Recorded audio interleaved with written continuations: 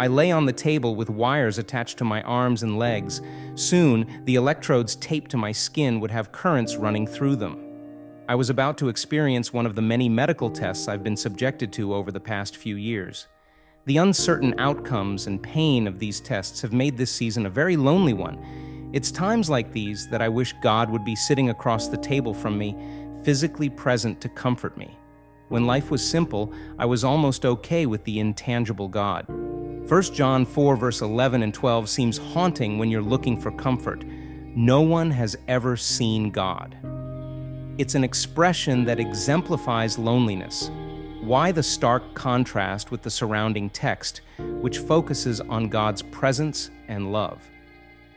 John develops this thought in 1 John 4 from verse 7 to 12. He writes that we know we abide in God because of our love for one another. We love one another because God has given us love. He embodies love. This is shown through the death and resurrection of Christ. Because God is the root of love, bestowing love upon us first, we are able to love Him in return. Through Him, we can love one another. This section of 1 John 4 culminates in verses 11 and 12. By loving one another, we experience God abiding in us. In the months leading up to my medical test, I longed for God to be there. I remember talking about these feelings with a friend over coffee. As my forehead lay against the table, she listened to me and prayed over me. She also drove hours to come and sit with me through that weekend of tests.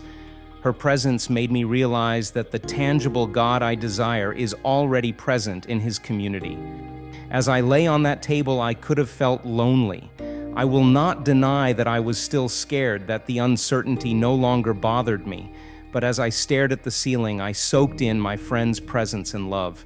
No one has ever seen God, but in that moment, I felt God's love. In that moment, I no longer felt so alone. It is through the communal expression of God's love that we experience and see God.